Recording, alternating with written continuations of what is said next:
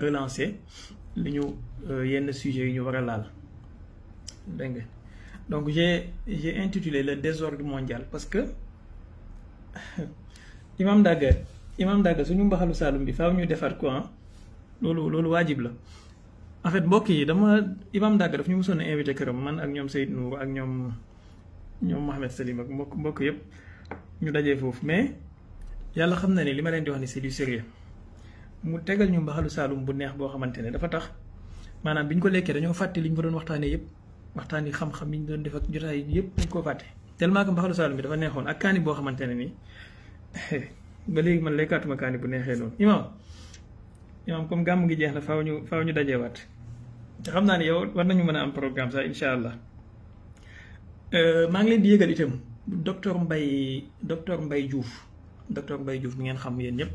xam naa incha allah dinañu def ak moom benn live dafa xaw a tënku mais su jàppandee rek incha allah dinañ def benn live imam yàquma darsu bi wallaay yow xam nga mbaxalu Saalum damay gën a yokk darsu bi xikma sax ndax loolu moom boo koy lekk dafay am ay waaridaat yu bari yuy ñëw ci xel mi macha allah ñu ngi leen di ndokkeel bu baax ñu ngi leen di ndokkeel imaam séeréer la mais wuufuufu xam nga séeréer yu rax lébu yooyu noonu dañuy xam lu baax mais man musuma xam ne non yeneen maqaama la quoi yeneen maqaama la ba pare mu tegal ñu caaf bu neex boo xam ne ataaya bi nag imaam daal këram aljana la quoi. J'espère que ku sant Cissé jegeetu fi rek alors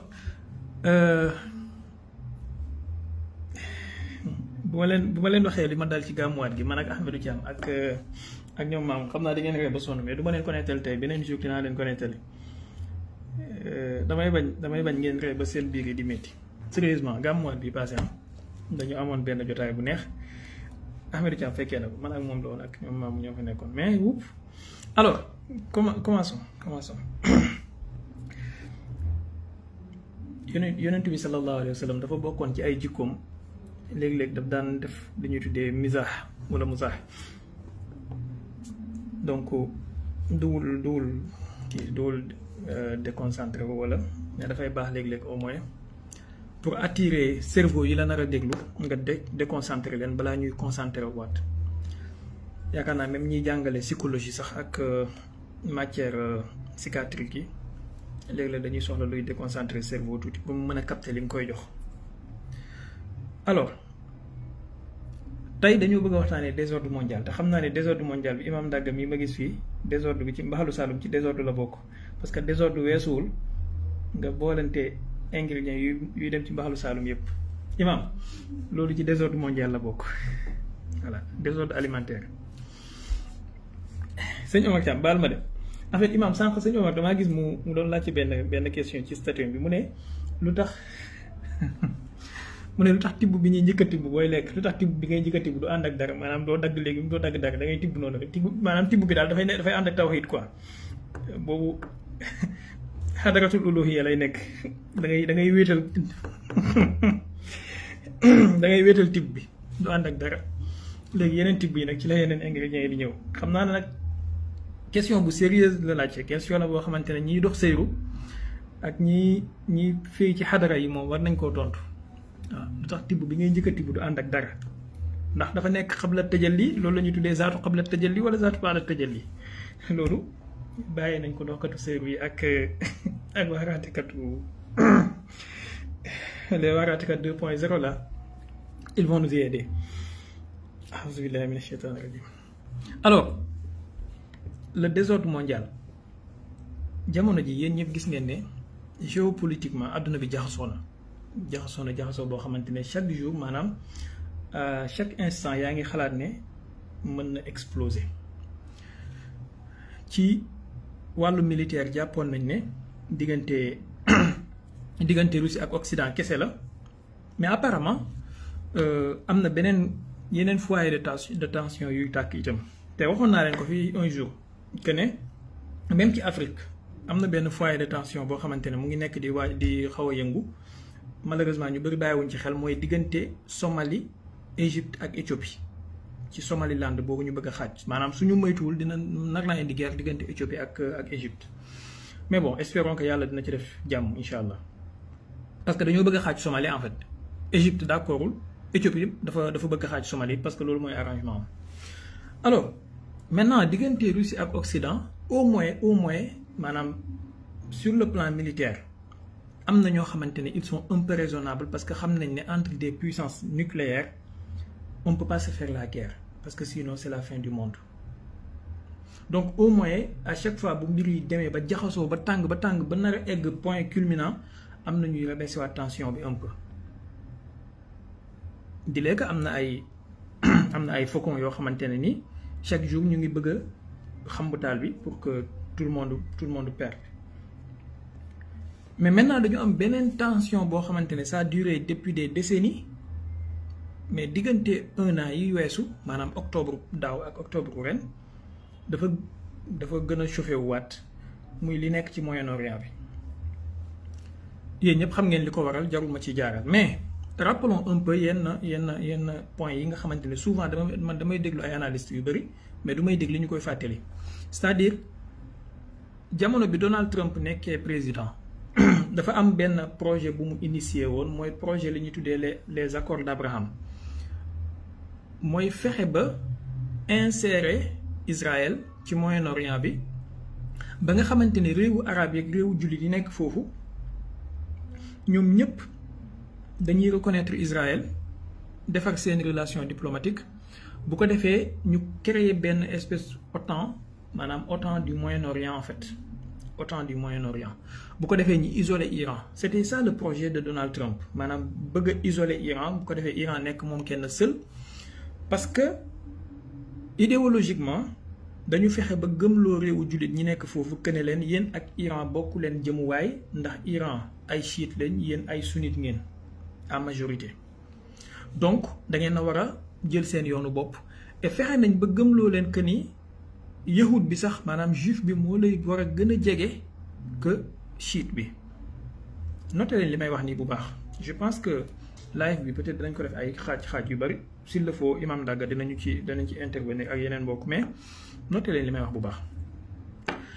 li moo nekkoon premier propus bi ñu ne ko léegi ci wàllu idéologie ñi ay chiite leen yéen ay sunnite ngeen donc vous n'avez rien à voir avec eux yéen yahudi ak nasaraan yi sax ñoom ñoo leen war a gën a jege te ci wàllu sociologie ak anthropologie ñu ne leen yéen ay arab ngeen yéen ñëpp ñoom ay perse lañ donc vous n'avez rien à voir avec ñoom vous voyez donc dañu dem sulli benn historicité mbir mi fu sori wane ne perse yi dañu yàgg am noonoo ak arab yi et donc bu ngeen leen dégloo tôt ou tard ils vont vous tomber dessus loolu mise à part corruption ak yenn fi ñuy jàpp yenn dirigeants yi fexe ba placer seen yenn pions yi ci kaw yenn états yi bu ko defee ñu nekk seeni marionnette loolu aussi joué na ci ba nga xamante ne projet OTAN du Moyen-Orient boobu noonu avancé woon na sous forme de accord d'Abraham mu am ay réew yu commencé li ñuy tuddee tatbiya maanaam normaliser seen relation ak Israël Bahreïn Émirats ak yeneen réew en fait ba Maroc ba Soudan bon ay Égypte Jordanie ñoom defoon nañ ko depuis des années léegi nag mais dafa desoon ñaari morceau yu mag benn morceau bi te moom moo gën a mag mooy Arabie Saoudite mooy morceau bi gënoon a mag et moom rek lay Amérique doon rêvé Israël doon rêvé que mu normaliser seen relation ak ñoom te bu ko normaliser woon projet bi moo doon isoler l'Iran benn ñaareel bi mooy affaire waxu état palestinien bi ñu bàyyi ko waxuma la dugal ko sous les tapis mais gas bu mu xóot ñu suul ko bu kenn waxati affaire état palestinien affaire indépendance Palestine wala reconnaissance de son état voilà wàllu léegi les gens ceddo murid maa ngi lay ziar bu baax murid Sadix na mun naa la torop léegi les gens yi nga xamante ne bëgguma tudd seen tur parce que comme ni ngeen xamee algorithme yi mais ñooñu nekk biir Gaza te seen organisation bi mu commencé HA boobu noonu ñooñu dañu amoon vent maanaam dañu déggoon que ne Arabie Saoudite négociation yi avancé na pour mu normaliser relation ak Israël parce que y a eu même benn voyage bu premier ministre israélien bi defoon dem Arabie Saoudite nuitamment moom ak chefu Mossad bi ñu dem gisee ak Mohammed Ben Salman nuitamment lii yëpp xew na fi. donc ils étaient en train d'avancer très profondément ci seen négociations yi nga xam ne àdduna bi dañ doon xëy benn bon matin rek ñu ne Arabie Saoudite dafay normaliser relation ak Israël. Allez, c'est fini maanaam il allait mettre les gens devant li ñuy tuddee les faits accomplis siyaasat amrul waaqi bu ko defee kenn dootu ci mën dara. alors Palestine en revanche lan lañ leen di jox comme ni Donald Trump defoon ne may ne leen 50 millions dollars xaw ma 50 milliards dollars après coow li jéem a léegi organisation boobu doon gouverner Gaza te seen tur commencé H, je cite pas le nom pour les questions d'algorithme comme ni ngeen ko mën a comprendre ñoom ñu daal di profito def attaque bi amoon ci juróom-ñaari fan ci weeru octobre bi. moom tamit bëgguma wax date bi en français parce que voilà xam ngeen dictature des algorithmes bi ñu nekkee jamono ji léegi et malheureusement comme li ñuy gëmloo nous sommes à l'ère de la liberté d'expression mais fi mu toll nii kenn mënatu la wax li nga bëgg kenn mënatoo bind nit mënatu la bind li mu bëgg parce que boo bindee lu leen neexut seen algorithme yi sotiloo sa publication boo waxee lu leen neexul ñu sotiloo sa publication mais bon on fait avec. donc ci juróom-ñaari fan ci weeru octobre boobu noonu ñoom ñi def lu ñuy tuddee bypass attaqué pour que Israël fayu te bu fayoo négociation yi mu doon am ak Arabie Saoudite boobaa Arabie Saoudite dina nekk très mal à l'aise pour naan dafay normaliser quoi que ce soit ak Israël. lii mooy en partie li xew. alors bi ñuy def seen attaque boobu nag léeg-léeg da ngay dégg occidentaux yi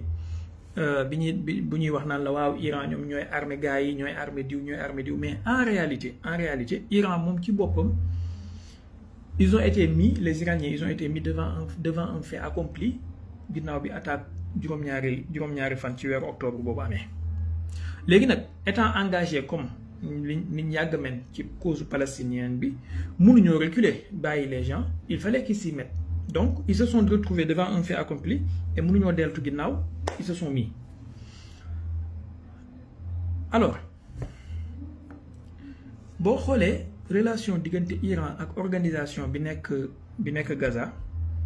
daanaka mën nga wax ne relation bu xaw a paradoxale la parce que ñii ay chiite lañ ñii ay sunnite lañ te sunnite bi ñu nekk tamit ay frères musulmans lañu ndax aqida frères musulmans lañ yor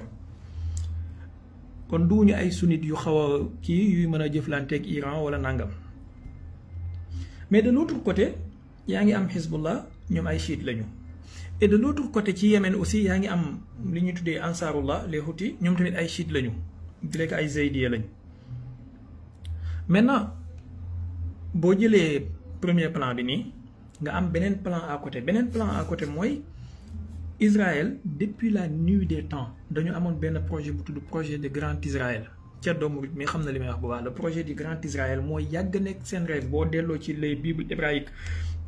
boo delloo ci plan wu Ben Gurion yeeg boo delloo ci seen mboolem ci ñoom Théodore Herzl ñoom ñoo projet Grand Israël du Nil au l'Euphrate loolu mooy yàgg nekk seen projet maa bayna nahri wal bahr. maintenant seen premier ministre bi gis na ne lii occasion la pour mu def benn genre jeexal xeet bëgguma tudd baat bi ci français jeexal xeet bi complètement ba nga xamante ne ni Gaza kenn dootu fa des wala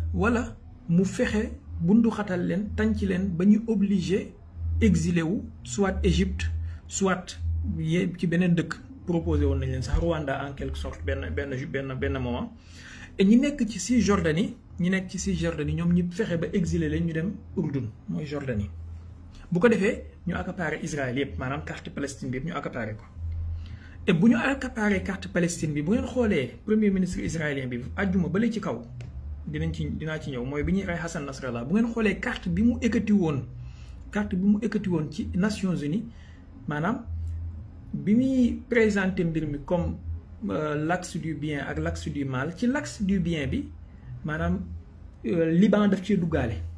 muy wane ne ñoom dafa bokk ci seen projet annexé waale Liban complètement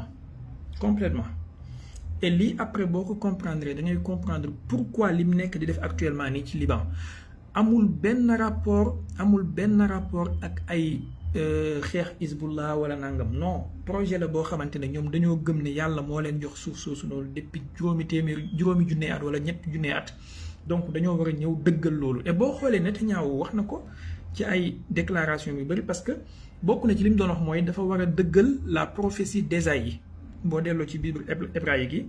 encore une fois je prends Ceddo comme je parle sous son contrôle xam na li may wax bu baax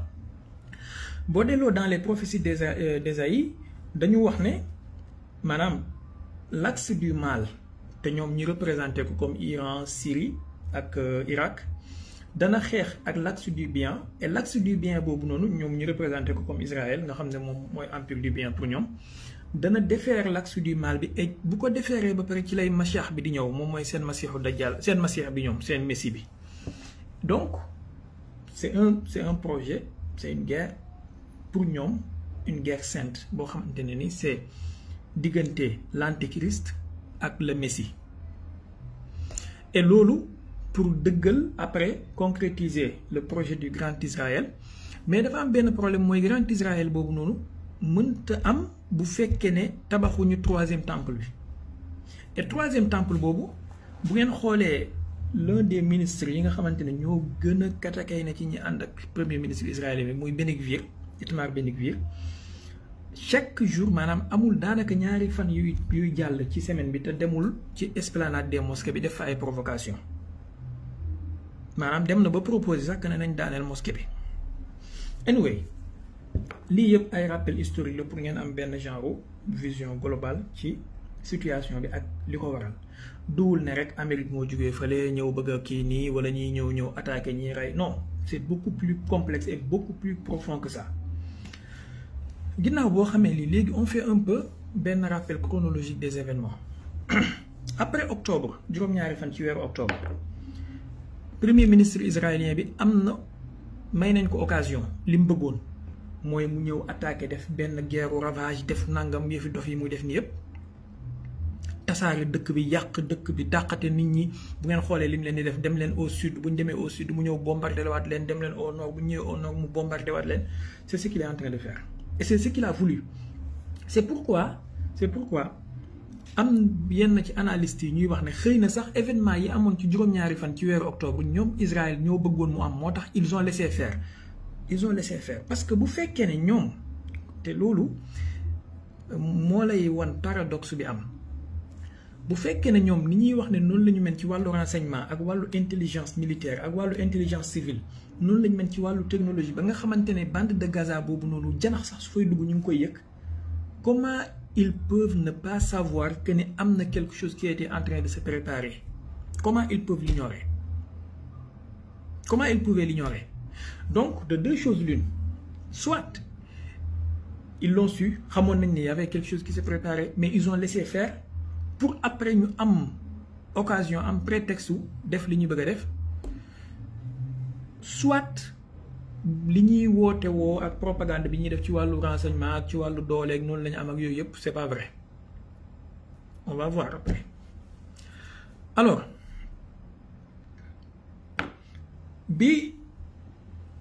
bi octobre bi commencé ñoom yemuñ ci dugg biir Gaza kese di fa ravager dañoo continuer di provoquer waale Hezbollah ci sud Liban bi Hezbollah aussi pendant presque 5 semaines boo xoolee premier discours Hassan Nasrallah bi mu ngi am ci deuxième quinzaine novembre 2023 pour wane ne léegi désormais après toutes les provocations yi Israël def moom il va entrer dans une guerre de solidarité moom moo li ñu tuddee Jabhatul Isnad bu ko defee nga xam ne ay escarmouche lay doon diggante moom ak armée israélien bi mais du nekk guerre ouverte alors ñoom li ñu yàgg bëgg mooy ku leen wokk waxuma la ñuy xuri la waaye ñu ñëw écraser la et li ñu def biir Gaza dëgg la métti na trop mais sur le plan militaire c'est un échec parce que jusqu'à présent but de guerre yi nga xamante ne ni moom le premier ministre israélien bi tëgaloon boppam que ne moom la bëgg comme objectif yu mu visé sur le plan militaire atteindre gu ci benn. lan la waxoon bi ci njëkk mooy éradiquer groupe boobu noonu nga xam ne H la commencé bëgguma tudd tur bi éradiquer leen complètement jusqu'au jour d'aujourd'hui groupe boobu ñu ngi exister. Donc là c'est un échec. Deuxièmement waxoon ne dafa bëgg a nanguwaat ñun jàppoon ñooñu ci ay nitam nga xam ne baat bi oo la commencé maanaam récupérer leen. Jusqu'à présent c'est un échec ba léegi am na ñu jàpp ñoo xamante ne kii yeguñ leen libéré guñ leen. ñetteel bi mu ne fexe ba bande de Gaza bu mu nekkati territoire hostile ci moom. Jusqu'à présent il a des matériels militaires qui se font détruire, il a des soldats qui se font liquider, ainsi de suite. Donc sur le plan militaire et tactique c'est un échec. Maintenant sur le plan de rapport de force ou sur le plan de puissance de feu, il fait ce qu'il veut avec les bombes américaines. Il fait ce qu'il veut. Maintenant Israël loolu doyu ko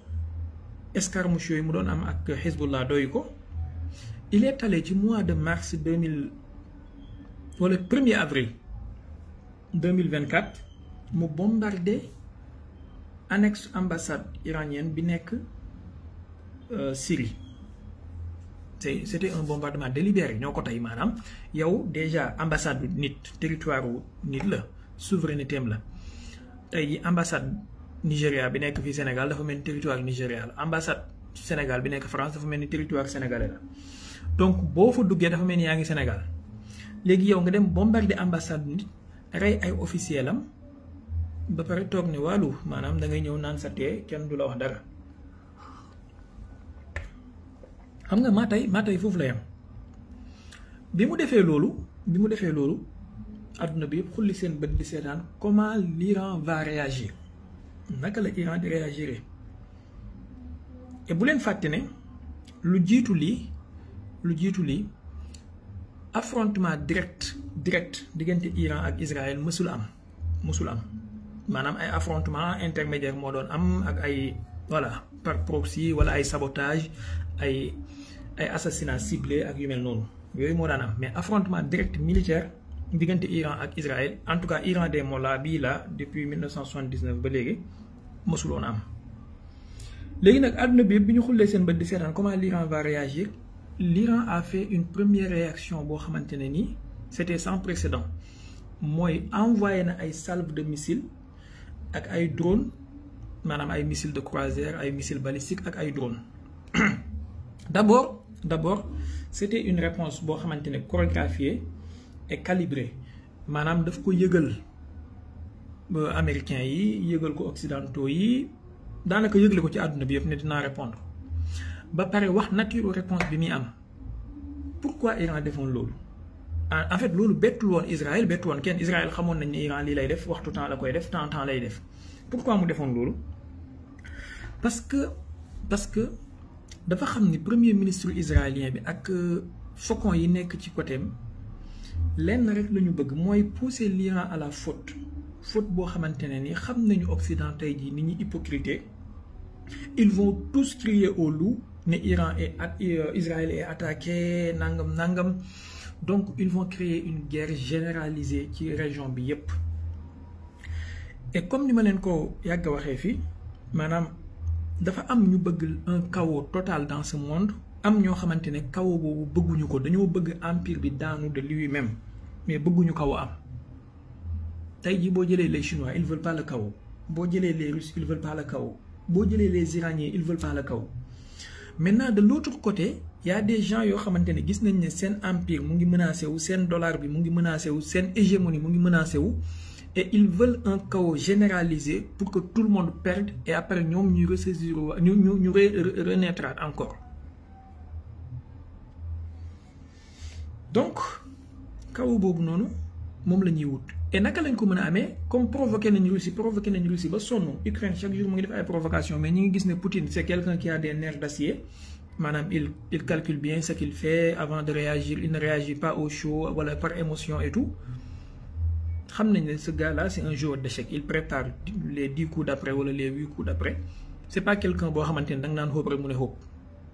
loolu ça les a perturbés parce que bu ngeen xoolee provocation yi ñu def yëpp diggante 2022 ak léegi si vraiment Poutine n'était pas quelqu'un bu am ay nerfs d'acier mën a contrôler meram ak garder sang-froid konoon ba léegi situation bi dégénéré na. Ceddo wallaay dafa compliqué trop boo ci wax pour nga kii dafay jafe parce que y a beaucoup de pièces dans le kii dans le truc. Donc ils ont vu que Poutine c'est quelqu'un qui a des nerfs d'acier, pas facile d'être perturbé. Donc ils ont dit que xaar ñu dem provoquer Iran bu ko defee ñu amaale ci occasion attaquer son programme nucléaire détruire dëkk bi bu ko defee ñu jaaree fa Israël nekk le seul hyperpuissance ci Moyen-Orient bi et que les autres pays arabes ñoom ñëpp ils vont se coucher volontiers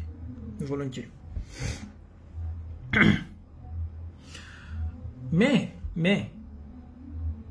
bi Iran attaqué le yaakaar naa 13-14 avril attaque calibrée boobu noonu nga xam ne daf koo yëgaloon ñëpp bon les drones les missiles la plupart étaient interceptés parce que non seulement Israël moom kenn mais ses alliés ñoom ñëpp naafeq yi nekk Occident ak ñu nekk Orient ñoom ñëpp dañoo jàppale Israël pour bon je pèse bien mes mots je pèse bien mes mots ñoom ñëpp dañuy jàppale Israël pour intercepter vecteurs yi Iran envoyé. Mais problème bi fi mu nekk mooy après loolu lan moo ci topp presque un mois après jour pour jour président iranien bi Ibrahim Raïsi def benn déplacement di ñib si ñu ne hélicoptère am daanu na hélicoptère bi lu ko daane ñu ne xamuñu jékki-jékki ñu ne non ay nuage la woon non dafa mel ni mauvais temps moo amoon déedéet xaw ma lan ak lan président bi dee na yaa cela un président maanaam un président et non seulement un président mais un président avec son ministre des affaires étrangères seen hélicoptère daanu te hélicoptère yi ñetti hélicoptère la ñu woon benn bi kese moo daanu mooy bi yeewoon président bi maanaam ku jàpp ne lii naturel la mooy yow xamoo li xew mooy wax dëgg yàlla xamoo li xew bu yeboo nga dem seetaani làmb rek ñoom Khadim Ndiaye ak ñoom Falam 2 ak ñoom Bàcci Seras ku jàpp ne lii lu naturel la donc l'hélicoptère du président s'est écrasé. Ibrahim Raïsi ñëpp xam nañ ne c'était quelqu'un de très dur maanaam moom c'était un dur de chez les durs. Prochainement su ngeen bëggee on peut parler de la politique intérieure iranienne c'est beaucoup plus complexe qu'on l'imagine mais daal ci gàttal mbir mi xewee na nii Ibrahim Raïsi dee na et après ñu def élection bi ñuy def élection xamoon ngeen ne maanaam ku gàtt xam nit ki lu mu gàtt xam na ne c'était une des élections les mieux surveillées et les mieux scrutées par l'Occident, par l'Israël, par le monde arabe.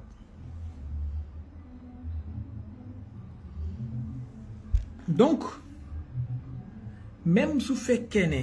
hélicoptère président bi ça a été saboté iranien bu ñu ko xamee duñ ko wax parce que ça y va de leur crédibilité ak de leur dignité duñ ko mës a wax loolu duñ ko mës a reconnaître donc ils vont juste dire que non accident la météo la nangam et après ñu yàlla maanaam en géopolitique et en géostratégie il y a des choses qui ne se disent jamais il y a des choses qu'on ne prononce jamais c'est des tabous léegi bi hélicoptère bi daanoo ñu def élection ñu fal benn gars boo xamante ne kenn yaakaarul woon ne moom mooy falu man sincèrement je pensais que Saïd Jalili mooy falu Saïd Jalili c'est le bras droit de Khamenei et c'est quelqu'un de très dur, plus dur même qu'Ibrahim Raïsi. Mais à notre grande surprise ñu gis ne Massoud Pezeshkian la ñu fal. Qui est Massoud Pezeshkian? C'est un médecin boo xamante ne il est un peu modéré,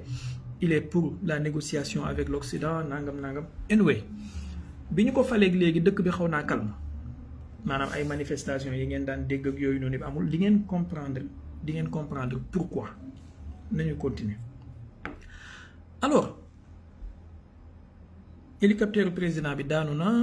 ginnaaw réponse bi Iran njëkk a def ci Israël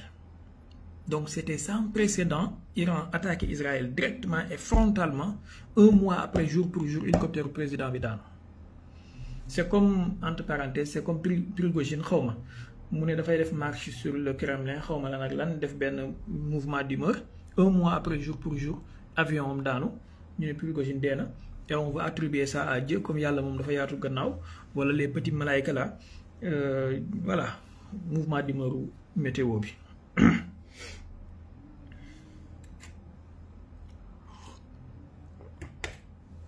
mais mbir mi yemul foofu Iran deful benn réaction fal na beneen président dëkk baa ngi dox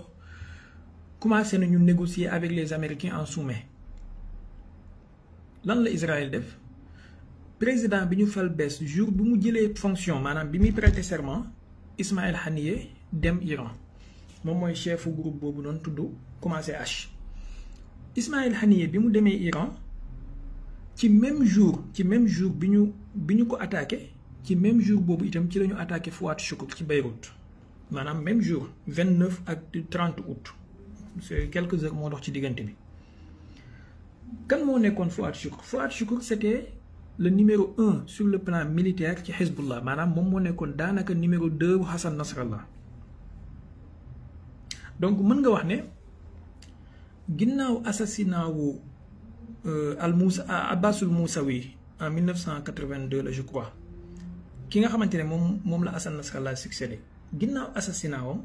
mësuñoo assassiné quelqu'un d'aussi important ci Hezbollah comme Fouad Choukour. et il faut connaître le personnage nga xam valeuru jëf jooju noonu bi ñu assassiné Fouad Choukour assassinat bi naka la demee ci benn immeuble la nekkoon immeuble bi 7 étages la apparemment et à ce qui paraît moom dafa nekkoon ci benn étage ci suuf ñu woo ko appel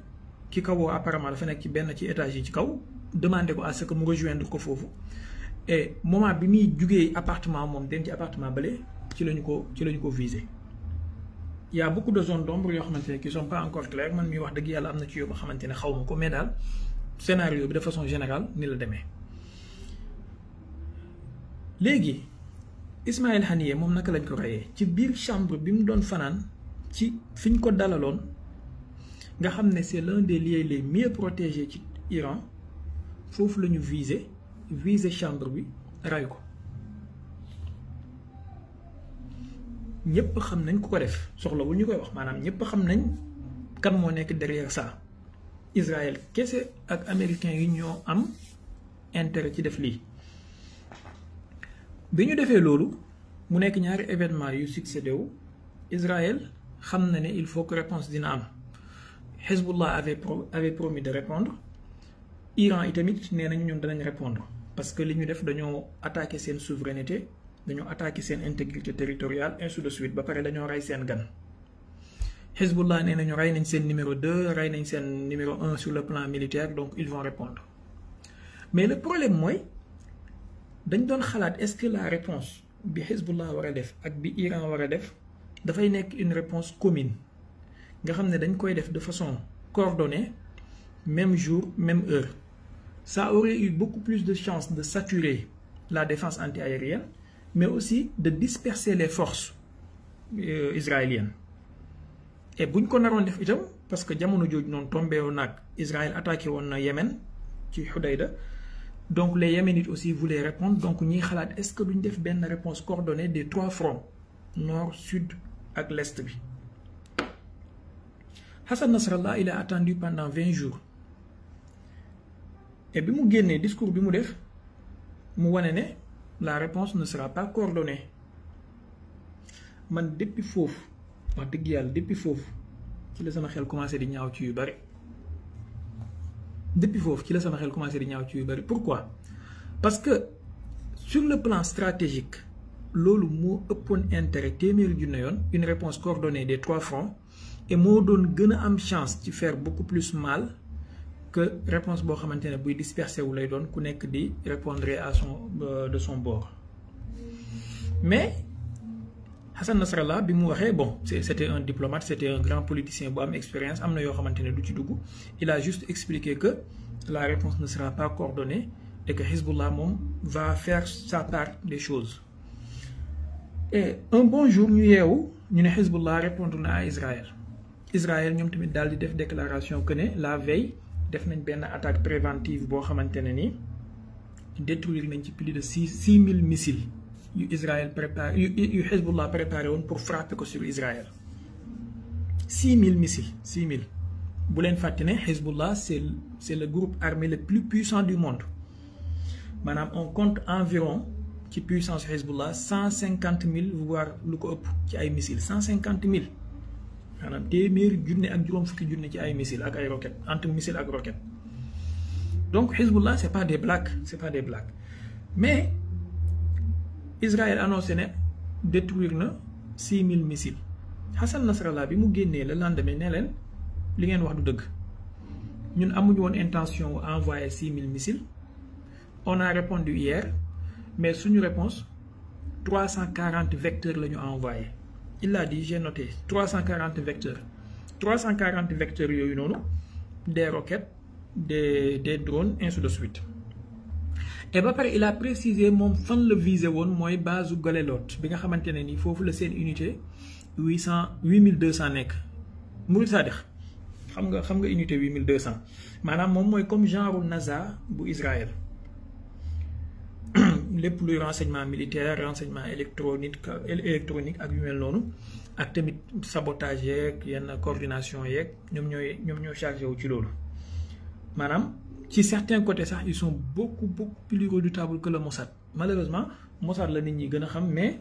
l'unité 8200 bi ils sont beaucoup plus redoutables que le Mossad il s'appelle 8200 alors li la ciy tikkee mooy unité 8200 bi dañu amoon benn chef bu tudd la ilaha illallah Yuri Israël je crois Israël daal Yossi Israël je crois noonu la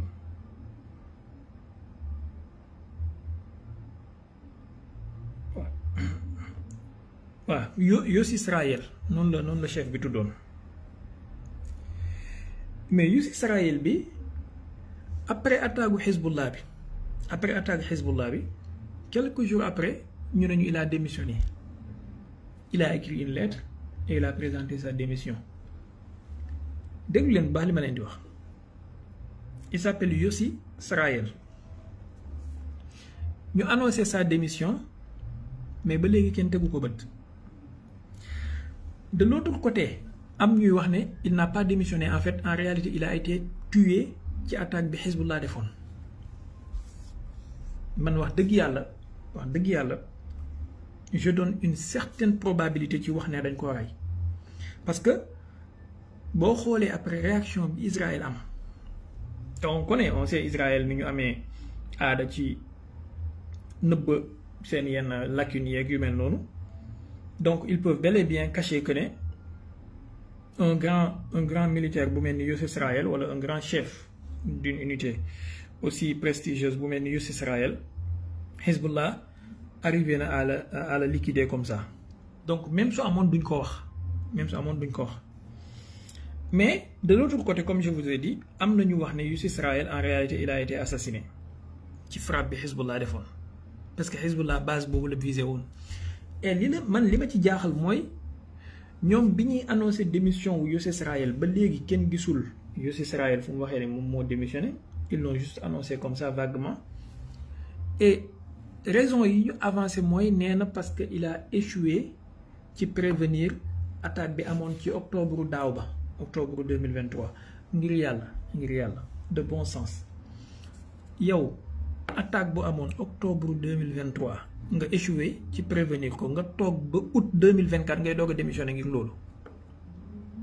ñi kan lañ yëpp en fait maanaam yow nga échoué 2023 octobre 2023 nga échoué ci prévenir une attaque mais nga toog ba août 2024 ngay doog a démissionné parce que octobre 2023 da ngaa échoué woon ci prévenir une attaque mais ça tient pas la route en fait souvent booy déglu ci wàllu géopolitique géostratégie il faut ngay savoir lire entre les lignes ça ne colle pas ça tient pas la route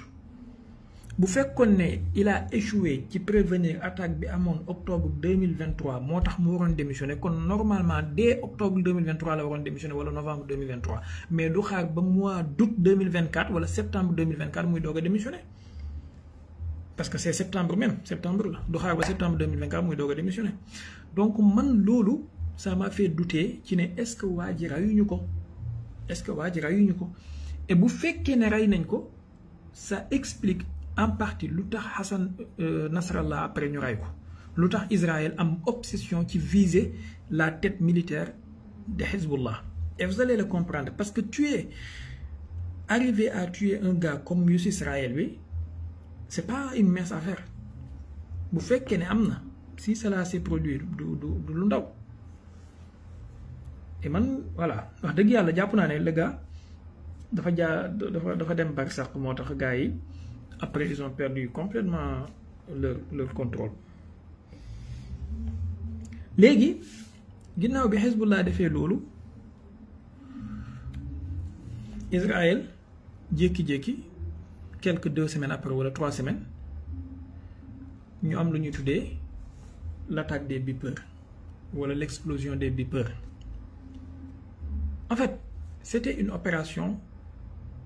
magistrale. Il faut le reconnaître. C'était une opération magistrale. Ndax ils ont arrivé à faire sauter environ 3000 beepers en même temps. Et le lendemain,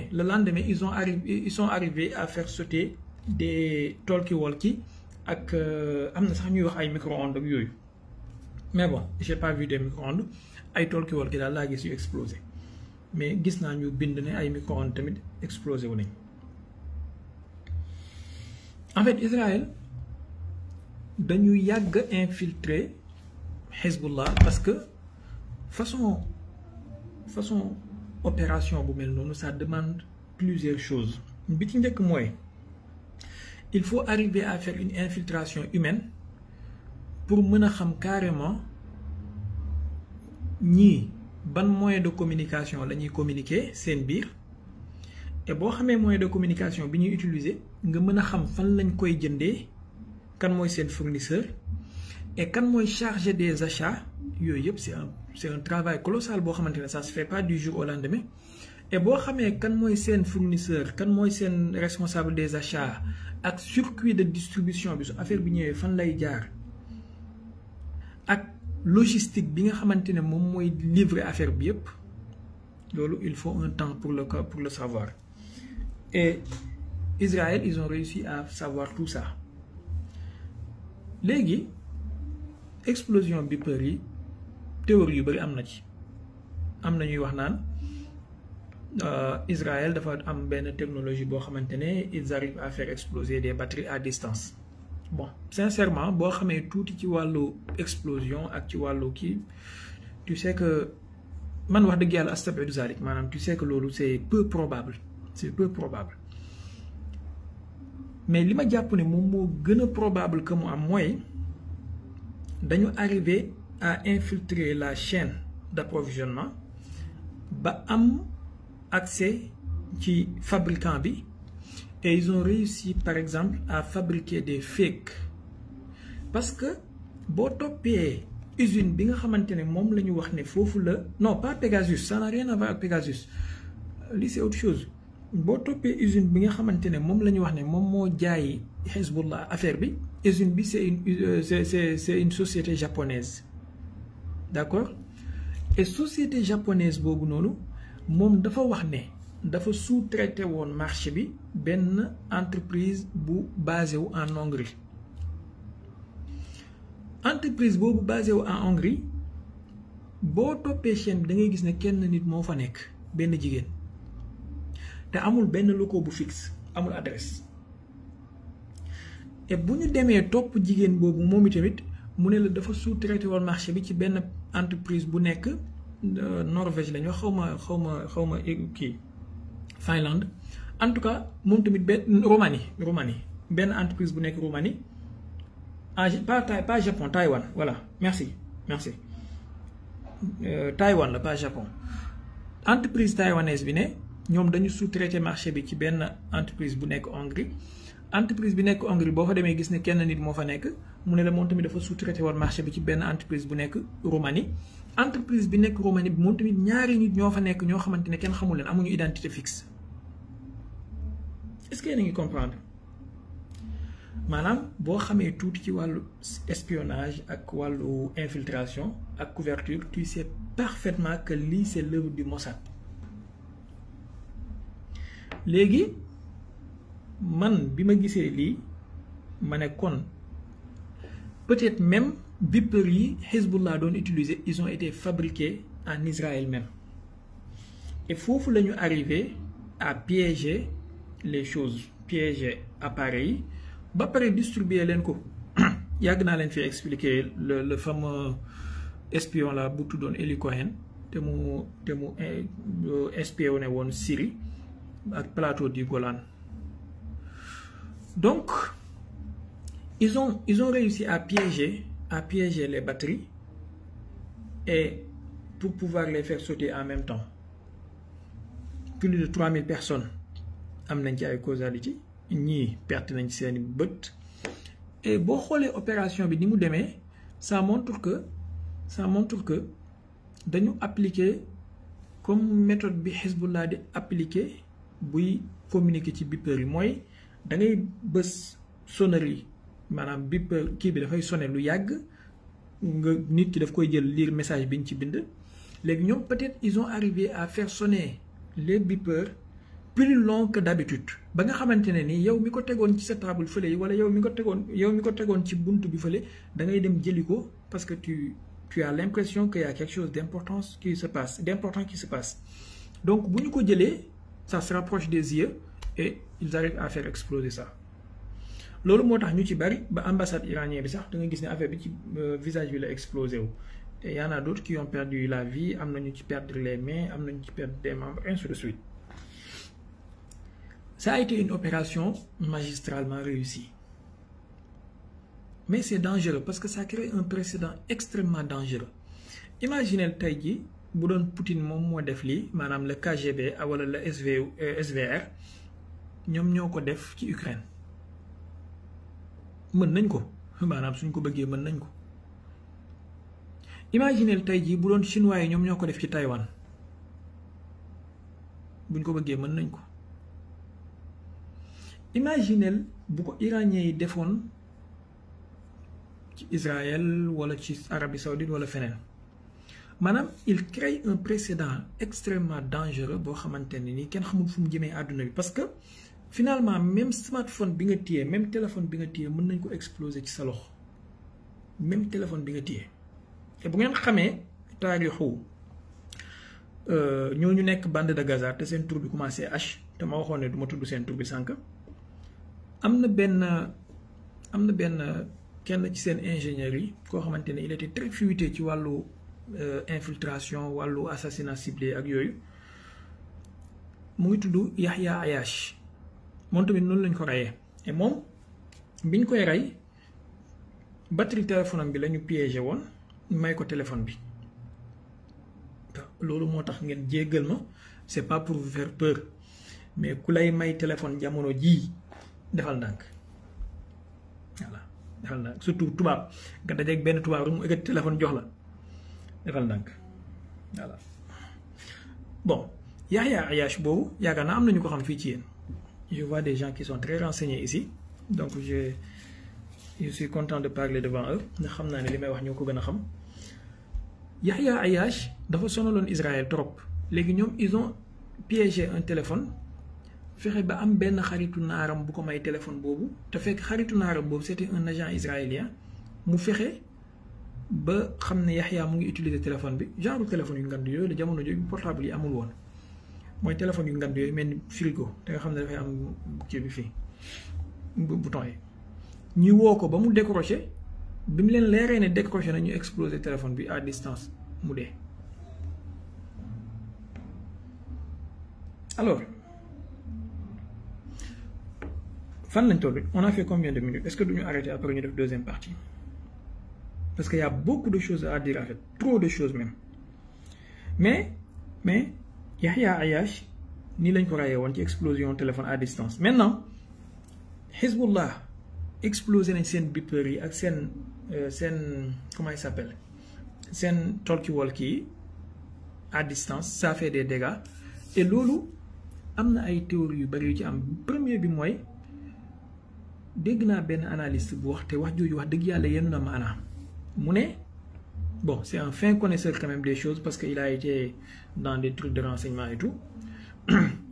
mu ne Israël plan wam nekkul woon pour exploser beeper yi à ce moment précis mais dañu ragaloon gars yi découvrir que ne les beepers étaient piégés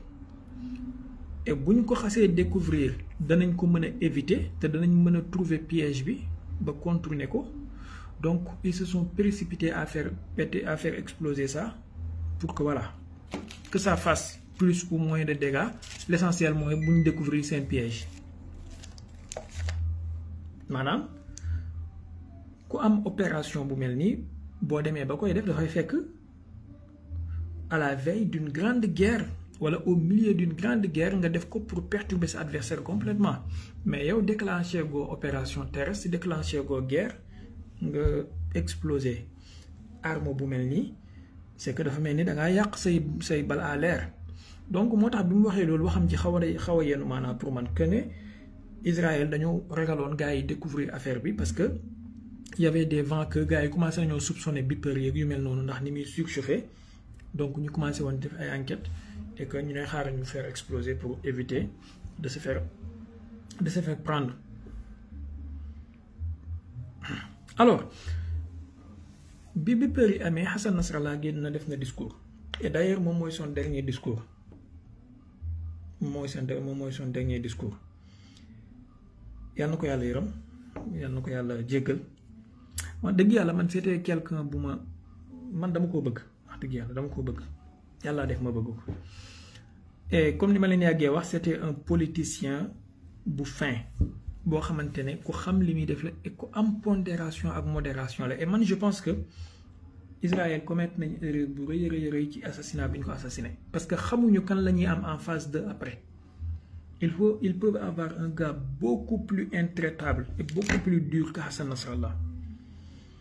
maanaam Hassan Nasrallah était très modéré sincèrement très modéré léegi affaire yi dafay métti ba nga jàpp ne Hezbollah dina balancer 50,000 missiles Hassan Nasrallah day ñëw temporer mbir yi maintenant comment il a été assassiné lu tax naka lañ ko reyee ak lan moo ko rey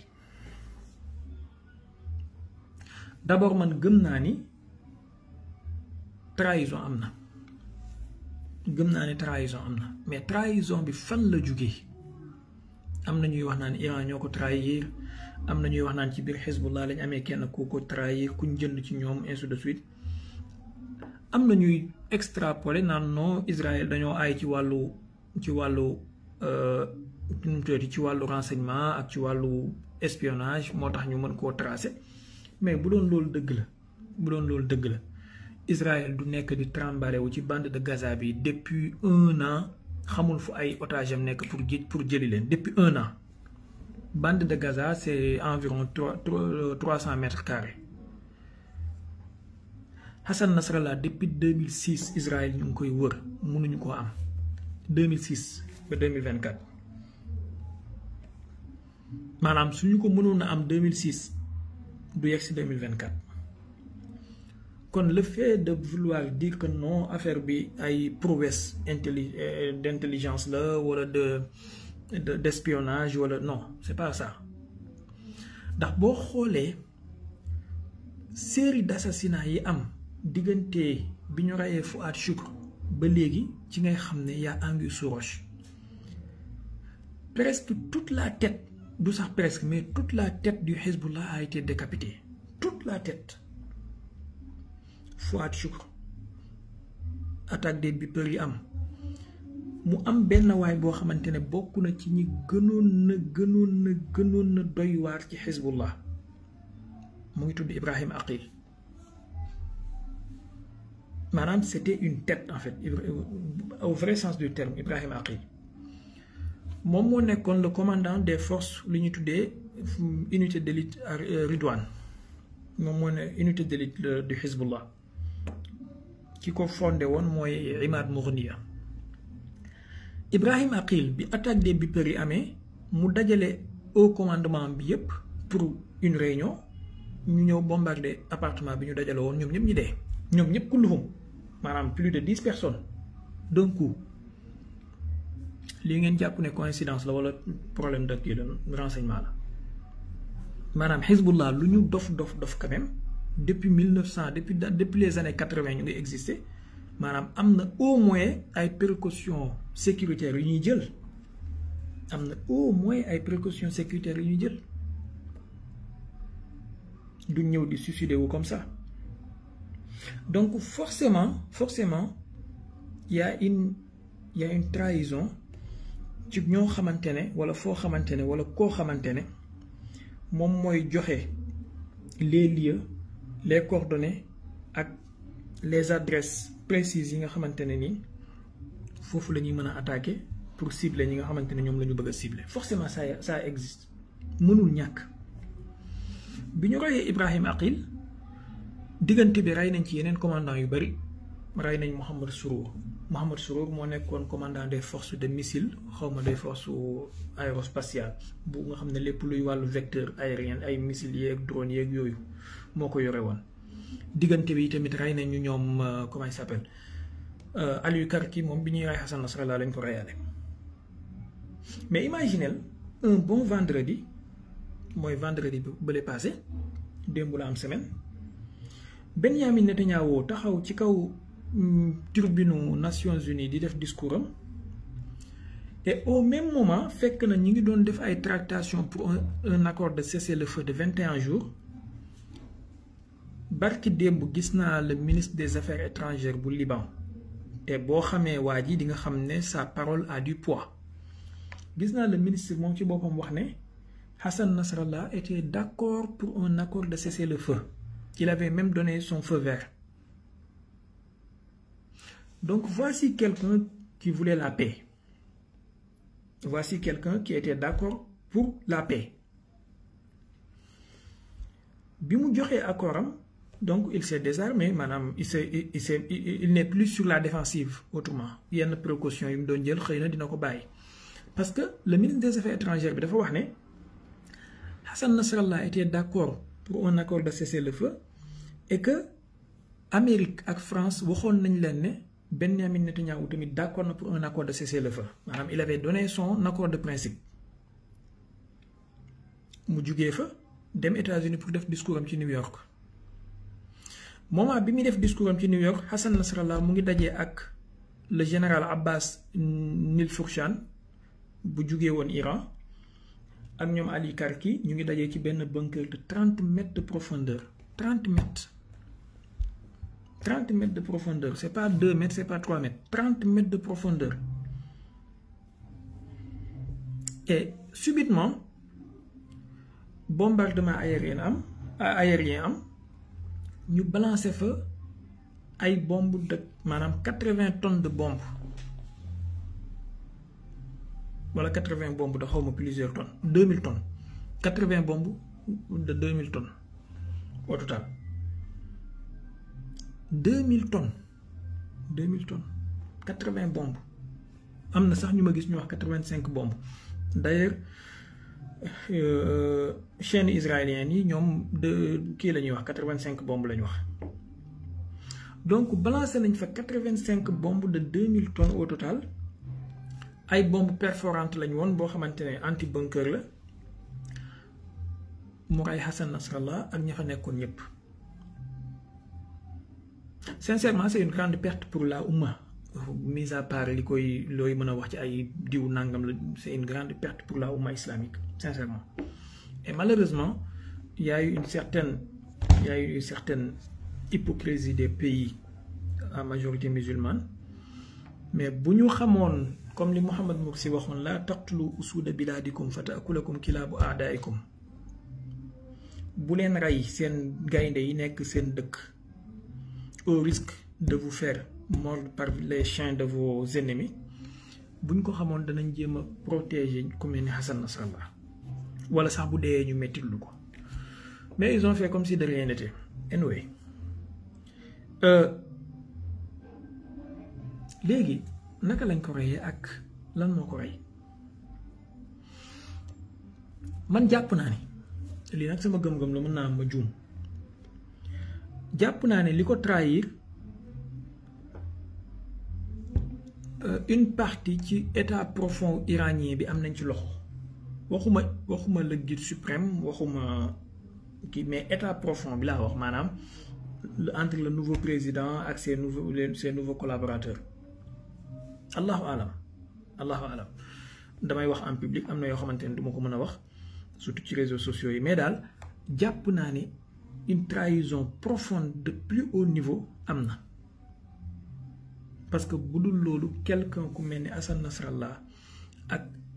sécurité bi ko waroon lépp nga xam ne depuis 2006 Israël mënuñoo xam fan la nekk maanaam jékki-jékki rek mën koo cibler avec une précision millimétrique comme ça bu nekkul trahison xawma lan mooy trahison ci kaw suuf. Alors nañu arrêté fii parce que on a fait 1 heure de temps. On aura une deuxième partie wala une deuxième partie pour la semaine prochaine Inch'Allah. On aura une deuxième partie bu ko defee ñu wax ginnaaw Hassan Nasrallah ak réponse bi Iran def barki démb le 1er octobre 2024. Semaine prochaine ñu ñëw ci Inch'Allah. Iran a répondu avec am na ñuy wax 200 missiles am na ñuy wax 400 missiles bon iraniens yi ñoom ils se sont dit entre des centaines de vecteurs. Maintenant on a vu l'échec total waxuma la les systèmes de défense israéliens mais les systèmes de défense yu seen alliés yi sax saa moom laay fu boppam lañ koy jagleel incha allahu taala laay fu boppam lañ koy jagleel parce que fan la Iran ciblé ak lu tax mu ciblé ko ak ñaata missile ñoom ñoo atteindre seen cible ak diggante bi xëy na dinañ ci am réponse Israël parce que ñu ngi menacé ne dinañ répondre ak tey sànq rek ci ay 22 heures tremblement de terre bi am Iran xaw ma ndax yëg ngeen ko Abdou Aziz yëg ngeen ko tremblement de terre de magnitude 4,6 moom moo am Iran ku xam lan la si vous savez jékki-jékki nii rek ñu ne tremblement de terre am na comme par hasard bon xëy na dina am ñu wax ne peut-être coïncidence la peut-être dina am ñu wax ne non Israël moo ko def mais bon gis naa ñuy wax ne peut-être c'est un test d'une bombe nucléaire, un test souterrain. Peut-être, c'est un test souterrain. Bu fekkee non wax mën na bañ a nekk bombe sismique peut-être c'est un test souterrain d'une bombe nucléaire un test nucléaire peut-être lu tax ma wax loolu boo delloo en 2017 Corée du Nord ils avaient fait un test de même nature et ça avait créé un tremblement de terre de magnitude 6,1 je crois jamono jooju je me rappelle plus mais daal ci environ boobu xaaral ma xool Corée du Nord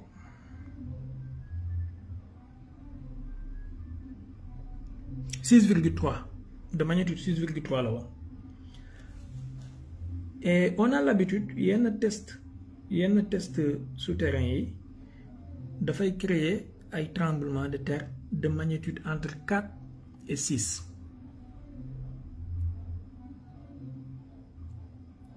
allahu alam amaguma ci lu ma leer mais daal gis naa lii léegi nag moo tax ma ñaan leen nañu xaar fii ak semaine prochaine ñu def deuxième partie ñu wax ci réponse bi Iran joxe ak lu tax Iran joxe réponse bi à cette heure-ci parce que en quelque sorte Iran benn moment dañ ko accablé woon parce que ñëpp ñu ngi doon wax naan non Iran dafa trahir Hezbollah Iran dafa lâché Hezbollah et bu ngeen xoolee démb ministre des affaires étrangères bu Iran bi dem na Beyrouth tey dem na Syrie ci Dimashq donc il y a des choses qui se passent et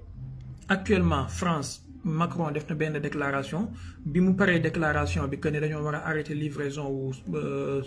sous-ensemble yi ñuy livrer Israël ak bombe yi ñuy livrer Israël Netanyahu def na déclaration répondre ko et automatiquement après il y a eu un bombardement sur benn xawma dépôt la xawma station de essence de Shell non Total Énergie donc c'est comme si c'est une réponse à Macron. Et Benjamin Netanyahu, il a presque insulté Macron en fait. Parce que terme yi mu doon waxee en fait Ces gens-là sont d'une arrogance qui dépasse l'atmosphère de la conscience humaine, sincèrement parlé. Ils sont d'une arrogance qui dépasse l'atmosphère de la conscience humaine, voire même la stratosphère de la conscience humaine. Dem na ngeen xool déclaration bi mu def ak façon bi mu doon waxee maanaam comme si ils sont les rois du monde. Mais on va en reparler parce que réponse bi Iran joxe am na ay impact yu bëri mu def par rapport ak li Netanyahou bëggoon, parce que Netanyahou il est allé même jusqu'à parler de remodeler encore le Moyen-Orient xawma lan ak lan. Mais réponse bi Iran joxe, ça calme un peu les ardeurs. Et malheureusement Iran a répondu trop tard.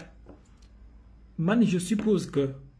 si Iran teeloon na répondre bi ñu rayee Ismaïl Haniyeh konoon Hassan Nasrallah mën nañ koo bañ a rey, parce que ça allait calmer un peu les ardeurs d'Israël. Mais le fait que Iran était trop attentiste, ça a donné de l'appétit à Netanyahou pour mu continuer sa barbarie ak yi muy def nii ba nga xamante ne daanaka bu pare woon ci Liban boo moytu jiitu suprême bi lay dem visé ji. Iran a été trop attentiste en fait. Mais seen président bi moom wax na lu tax mu doon xaar, parce que nee na yoo yaay américains yi ak européens yi ñoo ko promettroon que ne ko soo répondrul danañu def accord de cessez-le-feu ci Gaza. En fait il a cru à ça. Man li ma jaaxal waxuma promesse bi de, mais le fait qu'il ait cru à ça man moo ma jaaxal, parce que bu fekkee après toutes ces décennies de confrontation avec l'Occident, les Iraniens arrivent toujours à donner le moindre crédit à la parole occidentale, mooy ne kon amuñ benn leçon bu ñu tiré ci li ñu jot a jaar yépp. C'est pas par hasard Poutine di tuddee occidentaux yi l'empire du mensonge. Maanaam c'est des gens qui ne tiennent pas leur parole. Les accords de Minsk, ils n'ont pas tenu leur parole. Les accords d'Oslo, ils n'ont pas tenu leur parole. Les accords de Camp David, ils n'ont pas tenu leur parole. Et bi ñu promettre URSS à l'effondrement que ne duñu bi ñuy réunification allemande bi ñu promettre la Russie que ne duñu pousser l'OTAN vers l'est, ils n'ont pas tenu leur parole. Maanaam c'est des gens qui ne tiennent pas leur parole à longueur de journée. Les accords sur le nucléaire iranien, ils n'ont pas tenu leur parole. Trump s'est sorti de cet accord unilatéralement. Les Occidentaux n'ont rien fait. Donc le fait que Iran ou le président iranien bi mën a jox un quelconque crédit à la parole occidentale et à la promesse occidentale ba bañ a def sa réponse, man c'est ça qui m'étonne en fait. C'est ça qui m'étonne. Mais après, voilà, le réveil a été brutal pour lui, parce que bi ñu rayee Hassan Nasrallah, il a tout de suite crié ils nous ont menti. Ay yaa axi loo leen di gëmee aslan, yow xam nga nit ñi duñ la wax dëgg aslan, loo leen di gëmee. Seydina Omar ban barxam la foofu gars yi de Seydina Omar dañoo baax rek. En fait law kullu kalbin awa alqaltu hajaran la asbaha saxru misqalan bi dinaari. Voilà. Donc je vous demande nañ ko def deuxième partie, parce que il est un peu ci te bëgguma live bi di gudd trop. Bu semaine prochaine ñu ñëwaat,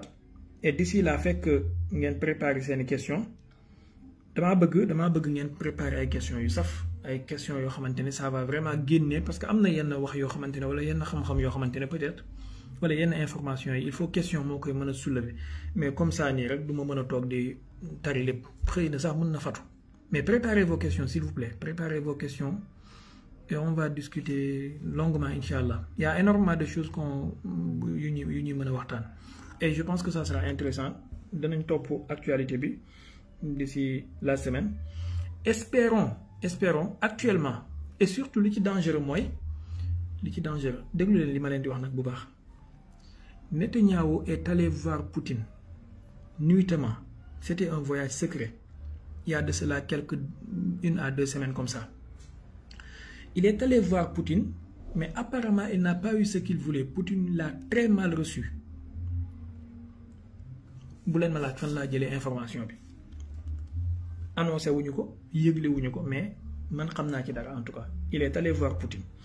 Poutine l'a très mal reçu et bi mu dellusee le lendemain Sergei Shoigu est allé en Iran. Dans la semaine le premier ministre russe Mishustin il est allé en Iran et c'est le lendemain de la visite de Mishustin que l'attaque iranienne sur Israël a eu lieu wala la réponse. Léegi nag comprendra qui pourra. Voilà, faites la corrélation des choses. Ngeen comprendre li nekk derrière les lignes. Ce qui est sûr et certain mooy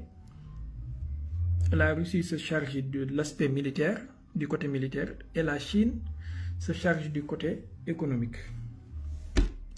Wal ayyaamu wal layaali baynana nañu toog seetaan te ñu ñaan yàlla def jàmm ci àdduna bi mais avec ces fous furieux là c'est sûr que bëgguñu